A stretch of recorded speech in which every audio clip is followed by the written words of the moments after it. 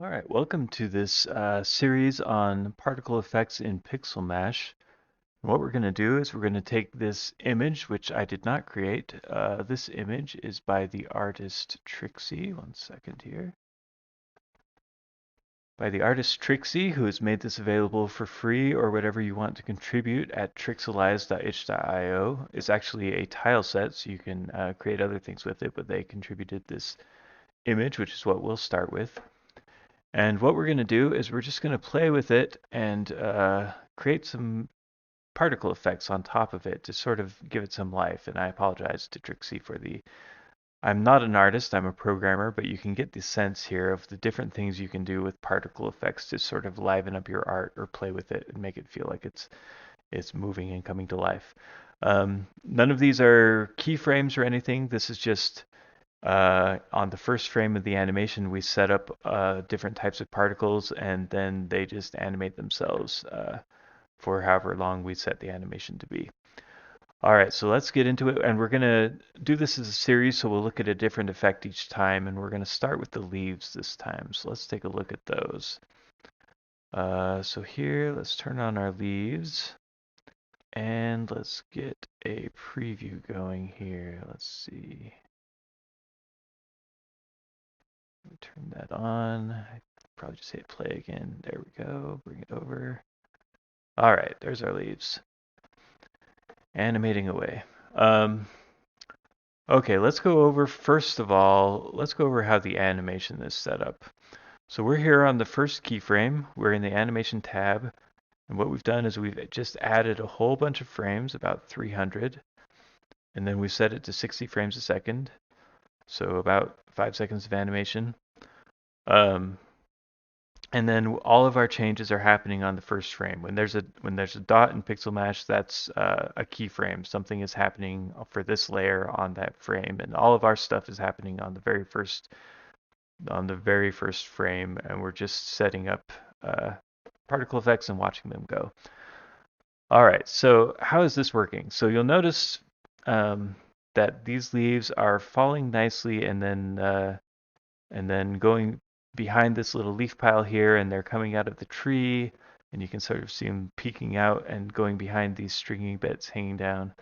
And the way we're doing that is with masking. So this outer layer is actually a mask, which let me turn this off and you'll see here we have drawn the mask. And you'll see I've actually drawn two colors. That was sort of a mistake, but it's easy to fix because what we're doing with color key is just keying out any colors we don't want. And so I've just keyed out both of those colors I was drawing for masking, and they're gone. But the reason we want them there is that when we then go into a particle layer, we can use this button, which is, let me get the tooltip up, mask layer to parent pixels. So this will only allow this layer to be seen wherever there are pixels on the parent layer. So we've drawn in the area on the parent layer, and this will only show the particles we're making in that area.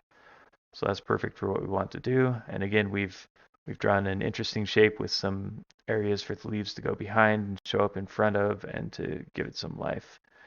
So let's turn the color key back on and let's take a look at the particles themselves. We've got two different colors of leaves. Each of them is a separate particle effect. So we'll turn off one and focus on the other one. Here's these leaves. And I'll turn off the particles first so we can see the leaf itself. Just this little guy. He's actually masked out, which is why you don't see him in the starting image.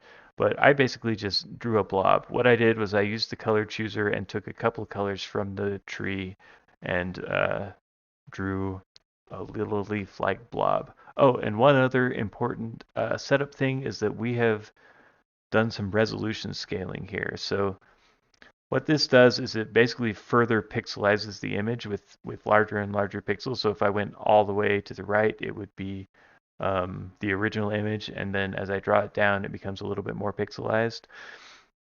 And this is partly to match the way the starting image was, where each individual pixel in this image is actually larger than a single pixel. It's like, 8 pixels or something like that. But also for all of our particle effects, they will all look much more naturally pixelized because we have pulled this down a bit. So I drew a blob that was rounded, and then this pixelization is making it look nice and pixelized and square. Um, and we've got other videos on that. That's one of Pixelmash's cool features is its resolution independence, as we call it. So you can go check that out. Um, but anyway, so we've got that enabled, and that's helping things to look even nicer. So let's turn our particles back on. So how do we add particles in Pixelmash? Well, you draw your particle and then you go to Add Effects and choose Particles, and it will give you this effect with a whole bunch of options. And it can look a little intimidating, but the main thing I recommend is just play with it a bit and try things out, and you'll get a sense for what it's doing. Um, this uppermost section is settings for the emitter overall. So this is sort of like general settings for the particle effect. We've chosen a type, which is stream. Uh, Stream sends them out sort of sequentially, one by one from a starting place. Burst sends them out all at once. And field is just like for rain or something, is just the entire screen is equally distributed particles. So we've chosen stream here, and they're starting from the place where where we saw that first particle up high in the tree here.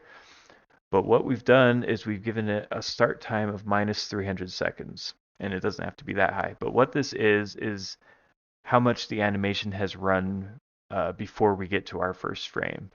So basically, when this animation starts, it's as though the particles had already been running for a long time and some leaves had fallen while others were being sent out. So this makes it look natural because the leaves aren't just starting to fall when the animation starts. And then we've got random seed. This will randomize the effect differently. So everything that's based on randomness in the other sections will change if we change this value. So you can see I change it and the leaves are in different spots because they're using different random values. So that's handy if you like your overall effect, but you want to play with different variations of it until you get just the right one. Also, if you've got multiple, which you'll see with the mist effect later on, if you've got multiple, and with these leaves, if you've got multiple things, you want to give them different random seeds so that they're not doing the exact same thing as one another. Okay, so um, that's that. Lifetime is infinite. We don't need to destroy these. They'll take care of themselves once they get off the screen. Okay, so here we've got motion. First, you can set a direction here. We've set ours to straight down, and we've given them a speed of 30 pixels per second, and we've given them a direction range. And what the direction range does is it will move them. It will take this starting range, and then with our randomness value up above, it will randomly choose a direction within 50 degrees either way from this. So instead of going straight down, some of them are heading out up to 50 degrees right or left, and anywhere in between. And that just gives it a bunch of randomized nice motion. And then rotation, this speed doesn't really matter. This is very slightly rotating these leaves as they fall to just give it a little bit of extra feel. But the main thing that's happening with rotation is the start range here. So this is plus or minus 90 degrees, and what this value is just where they start at. So the leaves aren't rotating by 90 degrees per second. They're just starting at, plus or minus 90 degrees rotated and then sort of keeping that general shape. So you can see this leaf is flat and this one's angled up more. Anyway, it just, again, helps to give it much more of a natural feel. And the same thing with scaling. We are not animating the scaling, but we're giving it a start range of 0.5. So some of them are half as big, and some of them are 1.5 times as big. So it's plus or minus from 1 by that amount. And then there's wobble. Wobble is a very important one. It's at 6. I'll set it to 0. Wobble is giving them most of their side-to-side motion. They're getting a little bit from rotation or their direction, but most of it is side to side. So what wobble does is it takes the direction you're going and then moves the particle back and forth in the perpendicular direction from that. So if they're going down, they'll go left and right up to this many pixels, 10 pixels at this speed. And then the randomness makes sure that they're not all at the same point along their wobble at the same time. And that's it. We're not really doing any flicker or opacity. We'll talk about flicker a bit more in a different section as well. But that's how we're getting these leaves. And then the other leaves, we've done the same thing, but we've started with a different color and we've given them slightly different properties, different amounts, a different random seed, and played with them a bit more. And that's a great way to just have multiple layers and make them feel different. You could also put these in a different mask and maybe mask them slightly differently if you wanted some leaves falling behind the tree and some in front and whatnot. So feel free to play with that however you like, but that should give you an overview of how these leaves are working. And again, we'll go into more detail on the other parts of the animation, the fireflies and the mist in the upcoming sections. And once again, thank you to the artist Trixie, pixelize.itch.io, and thanks for watching.